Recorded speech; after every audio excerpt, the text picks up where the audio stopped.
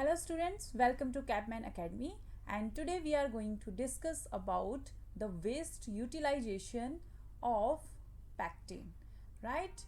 Waste utilization, it means the byproducts formed during the different type of processing, and pectin is one of the byproduct which is formed during different type of processing for fruits and different type of vegetables, right?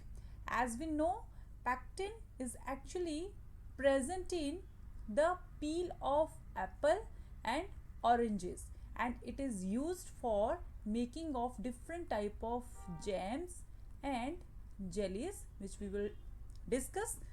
And then when it is formed in the powder form from these peel components, it is when it is dissolved in water, it looks like this. So this is your pectin, which is extracted from the plant byproduct material, and it is used for different type of mechanisms. And if you see in the plant cell wall, pectin is actually present like this. Like, as we know that plant cell wall is made up of plasma membrane, primary cell wall and middle lamina. So in the plant cell wall, it is actually dispersed or it is distributed in the plant cell like these thread like molecules. So here is your pectin, this one is your cellulose, and this one is your hemicellulose. All are the components of plant cell wall. So this is your pectin. And if we know the general properties of pectin, then we know that it is a biopolymer and it is naturally present in different type of plants. As I told you, it is present in plant cell wall. The cells which are made up for the plants, they contain the pectin. So this is very important. Sometimes the question asked where the pectin is actually present. So you should know pectin, cellulose, hemicellulose, these are present in plant cell wall, right? And these pectin are actually the polymer. It is a polymer, as we discussed in the carbohydrate also. Pectin is a polymer and it actually protects the plant from different type of shocks and different type of jerks, any type of high pressure shocks, right? And it is made up of monomer units, and it is a polysaccharide, and polysaccharides are made up of monomer units. The monomer units, the pectin which is made up of, it is galacto-uronic acid. You should know about this also because this is very important and question can be asked on this basis. And these monomer unit, this one is the monomer unit for pectin, and these monomer units are actually linked by alpha 1,4 glycosidic linkage. Glycosidic linkage, right? So this is the general properties and general information about the pectin, in which we saw it is present in different type of fruits peel, and it is made up, it is used for the formation of jams and jelly, and in the plant cell wall it is dispersed in the primary cell wall, middle lamella and plasma membrane with the cellulose and hemicellulose, right? And its function is to protect the plant cell from different type of shocks and jerks, right? It is a biopolymer and naturally present in the plants, and it is made up of the monomer unit which is called galacto-uronic acid, and this monomer unit is linked by the linkage which is called alpha 1,4 glycosidic linkage. So your question can be asked from here, and can be asked from its functions, where it is used, right? So this type of general information you should know. So now let's move on. Why we have to use this byproduct? What is the usage of this byproduct. So the pectin is actually, its demand is very increasing. Its demand is increasing day by day because it has uses in pharmaceutical companies, in nutraceutical companies, and in general daily household products, right? Because as I told you, it is used for jams and jelly, which means people are going to consume them. So that is why it has many properties. That is why it is used each and in each sector, like pharmaceuticals and nutraceuticals and household products formation, right? Now let's see what type of pectins are actually present in the plant cells. So pectins are not only one type of pectin, they are polypectins, right? Their monomer units, or their monomer units can vary. Like, it can sometimes, the pectin also contain rhamnose with the galactouronic acid, galactouronic acid, right? So these type of components are also present in the pectin, and due to these type of differences, these type of varieties, or you can say variants, the pectin functions changes, right? That is why it has different type of functions. Now how to depolymerize the pectins? It has three types of process. Number one is physical process.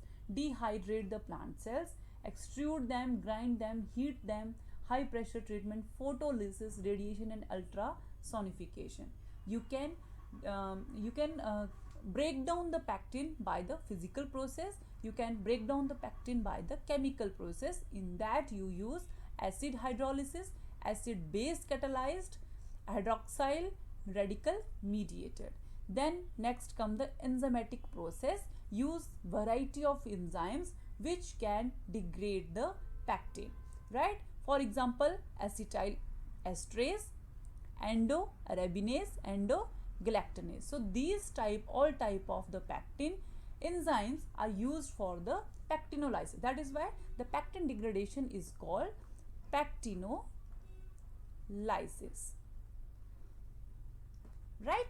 So question in the exams can become, what type of enzyme is used for the degradation of pectin? So you should know, as its majority, the monomer unit which is present in the pectin is galactouronic acid. It is galactouronic acid. Then you should know the galactouronic acid, which means galactose is also present, and galactose is break down by the enzyme which is called beta galactosidase, right? So this one is the enzyme which is usually used for the degradation of pectin, right? It is used for the pectinolysis. So this type of question can be asked in the MSQ. You should be ready for that. It can be asked in the MCQ, and it can be asked in the matching type of questions. Okay, so now let's see how the pectin is actually extracted from the plants. As we know that it is present in the plant cell wall, then how the food industrialists actually extract the pectin from the plant cells, right? So here is the one picture which shows that pectin is actually, for example, it is, as I told you, it is present in a different type of peels like oranges, apple, and the pectin concentration also varies. So here is the example of apple pomace, which means the outer covering the peel of the apple fruit. So in that peel is actually dried at this temperature, 55-degree temperature, right? And then it is grinding to powder. The powder is made from that apple pomace, and then it is rehydrated by the addition of water, right? And then it is autoclaved for some time, and then the filtration process was done, in which the extract is actually removed from there, and then it is precipitated in the presence of alcohol, which is ethanol, and then again it is filtrated. Filtration process was done, and then washed, because ethanol needs to be removed from the extract. So ethanol is washed again, and then the filtration done and the drying of the same product, and then also again it is grinded into the powder and then packaged into the polythene pouches, and then you will have this type of powder product which is called pectin. So this is how the pectin is actually produced. When there is this apple pomace is actually forms when there is a processing of fruits and vegetables, right? And fruits and vegetables, when their inner, for example, this is the apple, and you have used this one thing for the different type of fruit juices making, right? So use the fruit juices, you use the soft part of the fruits for the fruit juices making, and the peel which is left here, that is used for the pectin formation, right? So another process, yes, and in this one, this is the process for the pectin formation. The grinding powder here is the concentrated pectin here, concentrated pectin, right? And it actually yields 70% of the esterified pectin. What is the mean of esterified pectin? During this process, the pectin molecules, they get esterified. They get esterified. Some pectin is already esterified, but during this process they get esterified more as compared to the natural pectins, right? Now this esterification, it is two type, right? Esterification means the COOH group, which is actually present in the galactouronic acid, the monomer unit, it is changed into the methyl group, right? It is changed into the hydroxymethyl group. So that is why how many type of functional groups of hydroxymethyl groups are present in the pectin? According to that, it is defined into two types of pectin. One is high methoxyl pectin and second one is conventional low methoxyl pectin. So high methoxyl pectin, it is actually produced during the apple pomace processing. As I told you, during this process, highly esterified pectin is produced, right? So this is highly methoxyl pectin.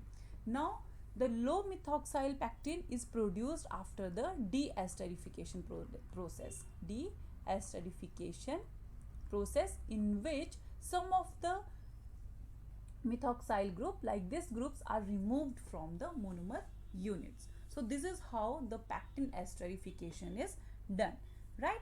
And if we see the difference between the HM and LM, then you can say the highly methoxyl pectin, it contains more than 50% of the esterification of the pectin, and it is less than 50% of the esterification of pectin, right? HM is soluble but in hot water plus in the presence of sugar, which is dextrose. So for the solubility of the HM, you need hot water and sugar molecules. So in this presence, in the presence of these components, HM is easily soluble, right? And it actually produces again the concentrated pectin powder when it is dried, right?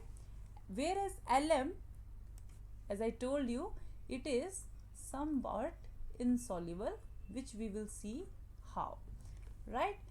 So as I told you, there are two types of pectins now. Number one,